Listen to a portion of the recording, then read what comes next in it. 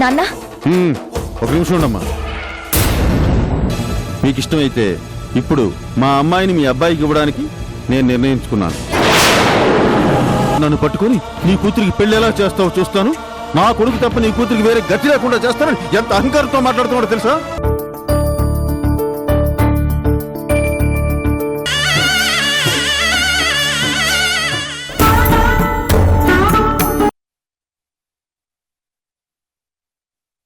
ఆ నవ్వు చూస్తుంటే అర్థం కావట్లేదా?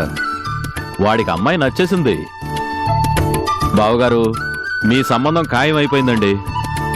వెంటనే ముహూర్తాలు పెట్టించేద్దాం.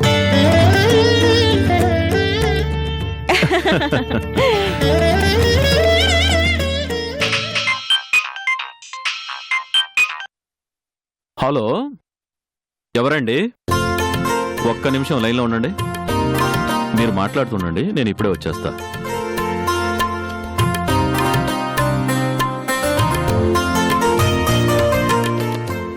చెప్పండి, ఎవరు?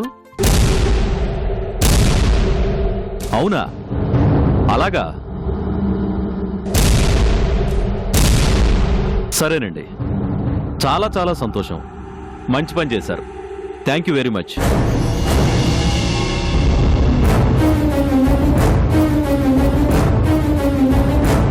వెళ్ళరా.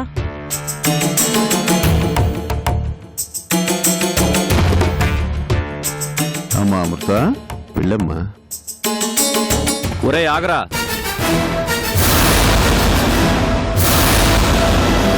నువ్వు అమ్మాయితో మాట్లాడాల్సిన అవసరం లేదు.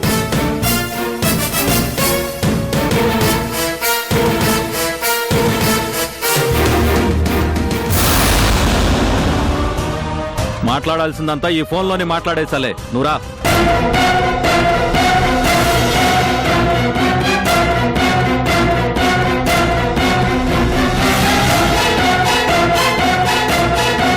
ఏంటి బావగారు, ఏమైంది? రాజా అంటే ఎవరండి?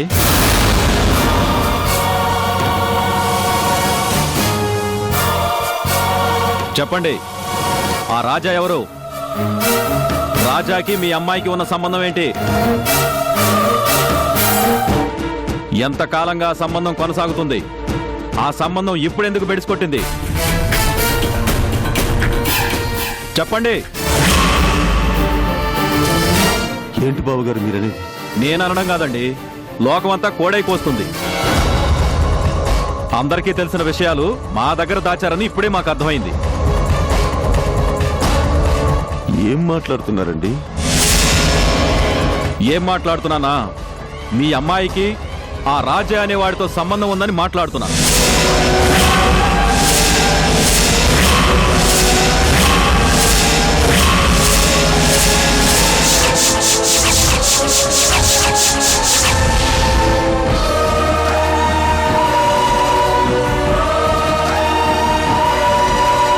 మీ అమ్మాయి అతనితో చాలా దూరం వెళ్ళిందంట కదా. పెళ్ళాం లేని వాడిని చారదీసి పెళ్ళాం లేని లోటు మీ అమ్మాయి తీరుస్తుందంట కదా.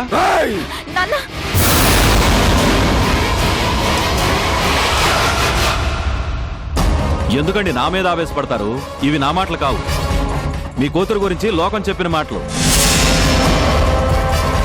ఎవరో పుట్టిన వాళ్ళు ఏదో చెప్తే అవి నమ్మేసి నా కూతుర్ని నానా మాట్లాడతారా?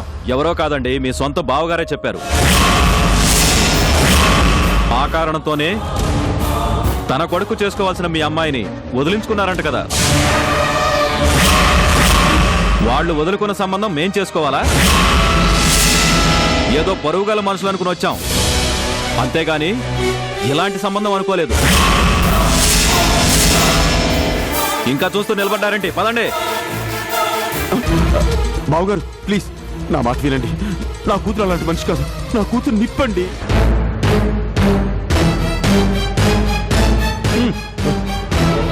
నిప్పో ఉప్పో మాకెందుకండి? మీ అమ్మాయిని పెళ్లి చేసుకుని మా పరువు తీసుకోలేం. బావగారు, మా కోడలు పతివ్రత అని బోర్డు రాయించుకుని తిరగలేం.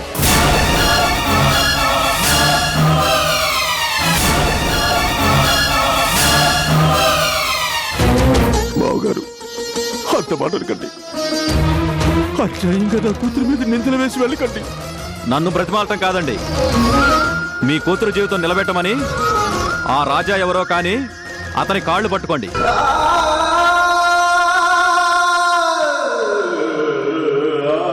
ఇంకా చూస్తారే, రండి. చాలా గొప్ప సంబంధం.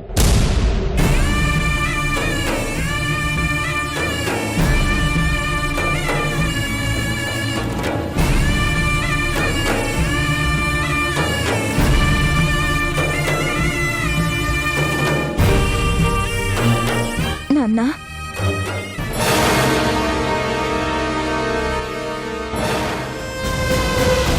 అమ్మా అమృత, చూసావా తల్లి? వాళ్ళు వాళ్ళు ఎలాంటి మాటలు మాట్లాడుతున్నారో చూసావా? ఇన్నేళ్ళ నా పెంపకాన్ని నువ్వు నా కూనీ చేసి ఇంట్లో నా పరువుకి సమాధి కట్టేసి వెళ్ళిపోతున్నారమ్మా. నాన్న, ఆవేశపడకండి. ఆవేశపడకండి నాన్న. అయిపోయిందమ్మా. ఈ విశ్వనాథ పరువు ప్రతిష్టలు ఈ రోజుతో మంట కలిసిపోయాయి. రేపటి నుంచి నలుగురు నానా మాటలు అంటారు. ఆ బాధ భరించడం నా వల్ల కాదు. ఆ బాధ భరించడం నా వల్ల కాదు.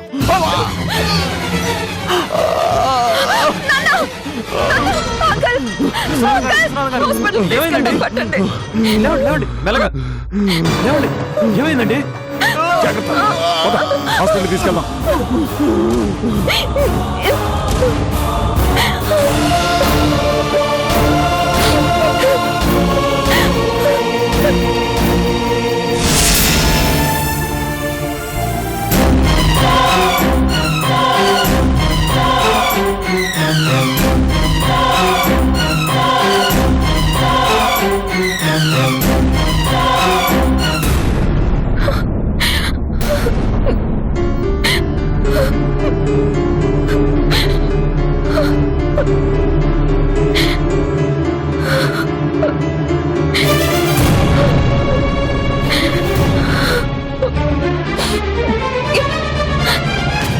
ఏమైంది అమృత?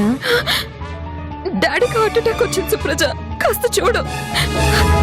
నాకు కాళ్ళు చెయ్యి ఆడటం లేదు. అంతా నర్వస్ గా ఉంది. సరే, నువ్వేం టెన్షన్ పడకు, నేను చూస్తానుగా.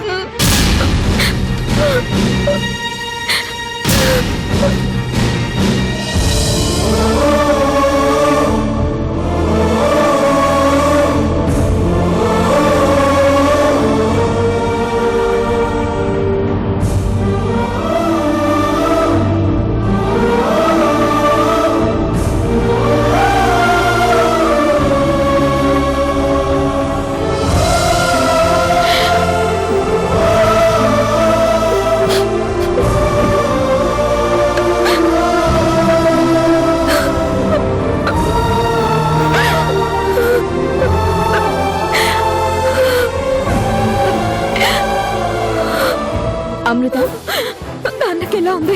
అంకుల్ ట్రీట్మెంట్ కి కోఆపరేట్ చేయట్లేదు. నువ్వైనా కాస్త వచ్చి చెప్పు. సార్, ఈ మాస్క్ పెట్టనివ్వండి సార్. వద్దు, సార్ ప్లీజ్ పెట్టనివ్వండి సార్. నాకు బ్రతకాలని లేదు. నాకేమొద్దు, నాన్న, నాకేమొద్దు. ఏం నాన్న ఇది? ట్రీట్మెంట్ చేయనివ్వకపోతే ఎలా చెప్పు? అమ్మా, అమ్మా అమృత, నీ జీవితం నాశనం అయిపోయిందమ్మా. మీ మావయ్య నాతో చెప్పాడు. తనన్నట్టే నీ జీవితం నాశనం చేశాడమ్మా. ఊరుకోండి నాన్న, నా జీవితం ఏమీ నాశనం కాలేదు. కాదు కూడా. లేదమ్మా, నీ మీద పడిన అపవాదికే ఇక జన్మలో పెళ్లి కాదమ్మా. ఆ శ్రీహరి కానివ్వడు. మనింటి పరువు మర్యాదలు మంట కలిసిపోతాయమ్మా.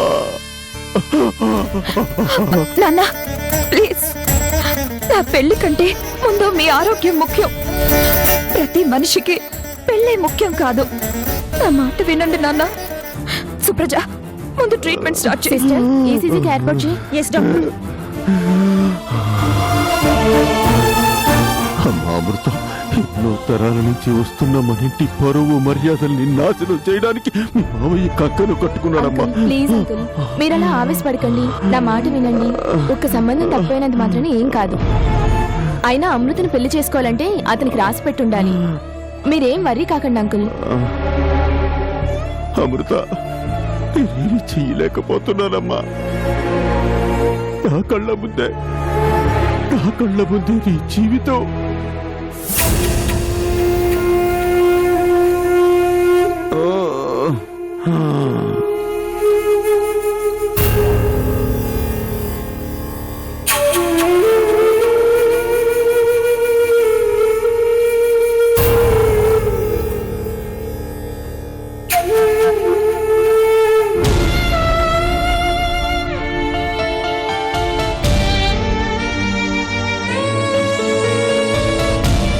అమృత, నువ్వేం వర్రీ అవ్వకు.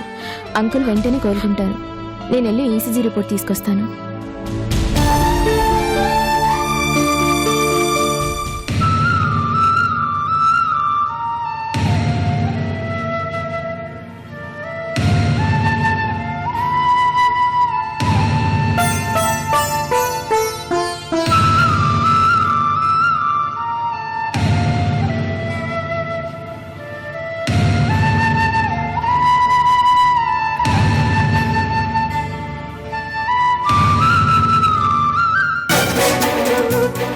ఏంటి అంకుల్ మీరు అనేది? నా వల్ల ఒక ఆడపిల్లకి అన్యాయం జరిగిందా? అవును రాజా, నీ వల్లే. నిన్ను కాపాడినందుకు ఒక ఆడపిల్లకు పెళ్లి జరగకుండా ఆగిపోయింది. అది అన్యాయం కాదా? నువ్వు ఏమైపోతావని జాలి చూపించినందుకు ఒక ఆడపిల్ల పడకూడని మాటలు పడింది రాజా.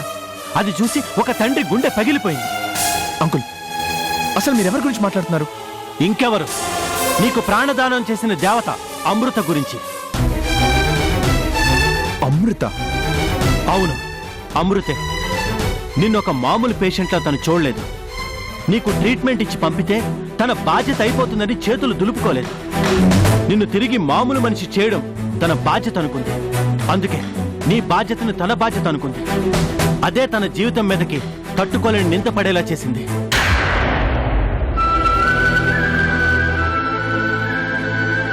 పెళ్లి చూపులకు వచ్చిన వాళ్ళు నీకు అమ్మాయికి ఏదేదో సంబంధం ఉందని నానా మాటలన్నారు. తన కళ్ళ ముందే తన కూతురు గురించి తప్పుగా మాట్లాడడం చూసి విశ్వనాథం గారి గుండె చెరువైంది. ఆ బాధ తట్టుకోలేక ఆయన హాస్పిటల్ పాలయ్యాడు రాజా. నాకు ఇవన్నీ ఏం తెలియదు అంకుల్. అయినా నాకు అమృత గారికి మధ్య అలాంటి సంబంధం అంటగట్టడం ఏంటి? అలా ఎవరు మాట్లాడారు? ఎందుకు మాట్లాడారు? అవన్నీ తెలుసుకోవాల్సింది నువ్వే. బాధ్యతగా ఉండాల్సిన వాడివి ప్రపంచంతో నాకు సంబంధం లేనట్టు ఇక్కడికొచ్చి నీ లోకంలో నువ్వు ఉండిపోతున్నావు.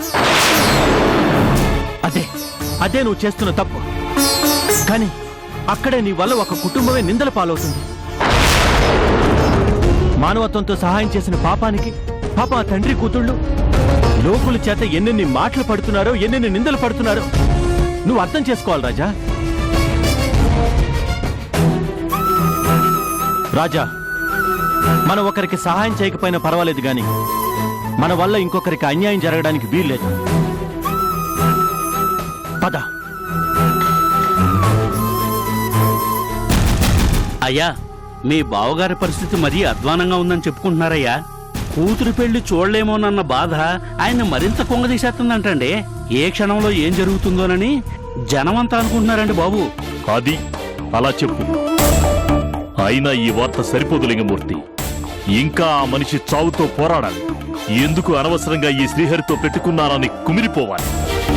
ఈ జన్మలో తన కూతురికి పెళ్లి చేయలేనేమోనని ఏడవాలి. కరెక్ట్ గా చెప్పావు డాడీ. మరి ఎలా విరుచుకు తిరిగాడు? నా కొడుకులు కాదని పెళ్లి చేస్తాడా? పెళ్లి ఎలా చేస్తాడు?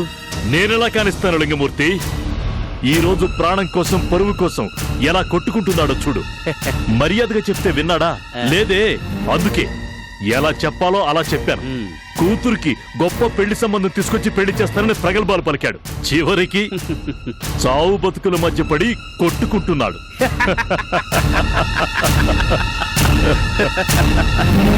ఆగో!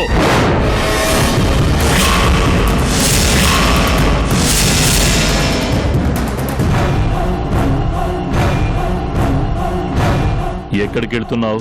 హాస్పిటల్కి. ఎందుకు? మా అన్నయ్యని చూడటానికి. కాసేపు ఆగు. మీ అన్నయ్యని ఆఖరి చూపు చూడటానికి ఎలాగో నీకు పిలుపు వస్తుంది. ఆ పిలుపు వచ్చిన తర్వాత ఒకేసారి వెళ్ళొద్దు గాని. అసలు ఏం మాట్లాడుతున్నారో మీకు అర్థమవుతుందా అండి? మా అన్నయ్య చావు కోరుకుంటున్నారా? మీ కాళ్ళు కడిగి నన్ను మీ చేతుల్లో పెట్టాడండి. బావమరిది బతుక్కోరలే గాని ఇలా చావు కోరుకోకూడదు. నేను బతకాలనే కోరుకున్నాను, కానీ నా మాట వింటే కదా. పెద్ద పౌరుషానికి పోయాడు. నా కొడుకును కాదని ఎవరో దాన్ని పోయే దానయ్యగాన్ని అల్లుడిగా చేసుకుంటాడంట. వాడికి ఆస్తినంతా అప్పనంగా అప్పగిస్తాడంట. మరి నేను చూస్తూ ఊరుకుంటానా? అందుకే ఎలా దెబ్బ కొట్టాలో అలా కొట్టాను.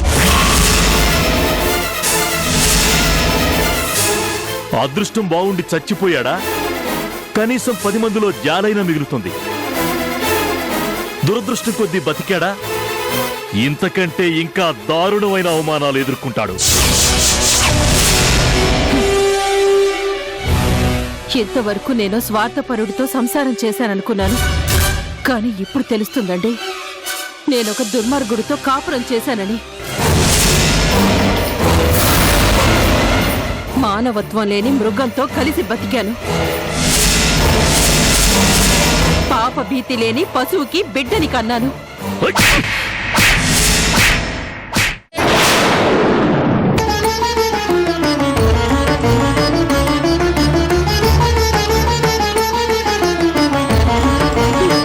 చంపేస్తాను.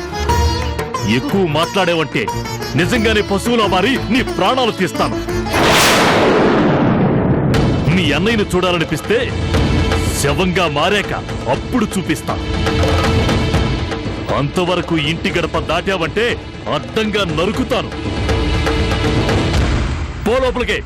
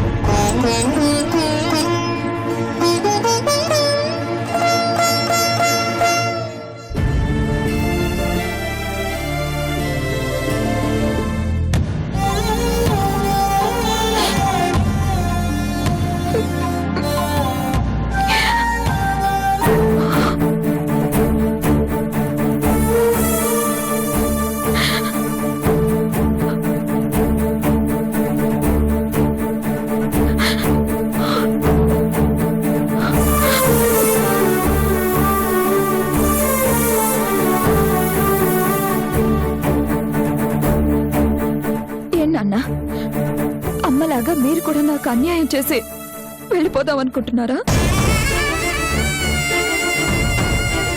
మీరు కూడా నాకు దూరం అయితే నేను ఎలా బ్రతకాలి నాన్న? ఎవరి కోసం బ్రతకాలి?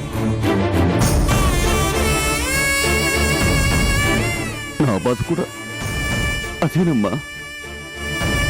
నేను దూరం అయిపోతే నువ్వెలా బతుకుతావనేనమ్మా నా బాధంతా.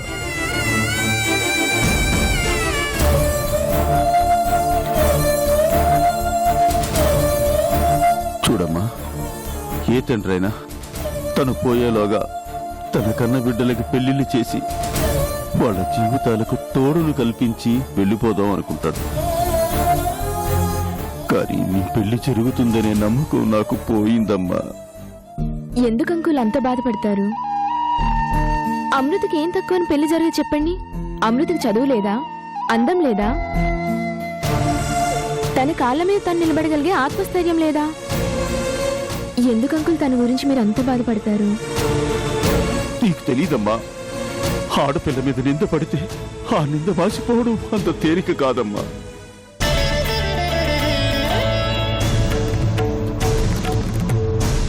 నా కూతురు ఆ రాజాకు వైద్యం చేసింది. అతను నా కూతురు ప్రాణాలు కాపాడాడు. ఆ కృతజ్ఞతతో 4 మాటలు ఎక్కువే మాట్లాడింది. దానికి ఆ పాపాత్ముడు నా బిడ్డకు ఆ రాజాకు ఏవేవో సంబంధాలు అంటగట్టి వచ్చిన పెళ్లి సంబంధాన్ని చెడగొట్టాడు.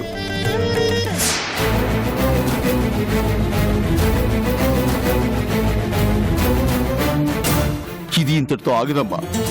ఆ నోట ఈ నోట పాకిపోతుంది. ఆ నింద నా కూతురు జీవితం మీద మాయిన మచ్చలా తయారవుతుంది. జీవితంలో నా కూతురికి పెళ్లి కాదమ్మా, ఇప్పటి వరకు నేను పెంచుకున్న మంచి మర్యాద పరువు అన్నీ మంట కలిసిపోతాయమ్మా. ఆ శ్రీహరి ఊరుకోడమ్మా, పక్కబట్టి నా కూతుర్ని అందరిలో నవ్వులు పాలు చేస్తాడు. ఊరుకోండి నాన్న. ఆయన చెప్పినంత మాత్రాన ప్రపంచమంతా అతని మాట వింటుంది అనుకోవటం పొరపాటు.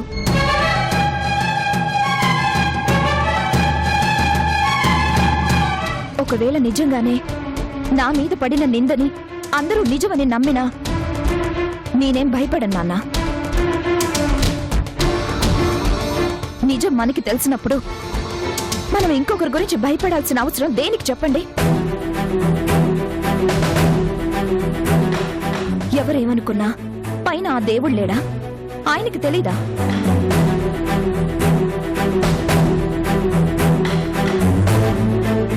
ఆ దేవుడు కూడా ఆడపిల్ల విషయంలో చిన్న చూపే చూస్తాడమ్మా. ఏ అపనిందైతే నా కూతురికి రాకూడదు అనుకున్నాడో చివరికి అదే వచ్చిందమ్మా.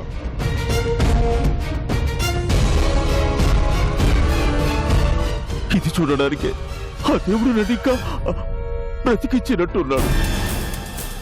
అంకుల్ ప్లీజ్ అంకుల్, కాసేపు మీరు మాట్లాడడం మానేయండి. ఎంత చెప్పినా వినరేంటి? అమృత, అంకుల్ని పడుకోబెట్టు. నాన్న, మీరు చిన్నపిల్లలమ్మా, లోకం పోకడ ఎలా ఉంటుందో మీకు తెలీదమ్మా. చిన్నదాన్ని కూడా భూతంలో చూసే ఈ లోకం ఆడపిల్లల విషయంలో అస్సలు క్షమించదమ్మా. క్షమించదు, Uncle, please. క్షమించదు.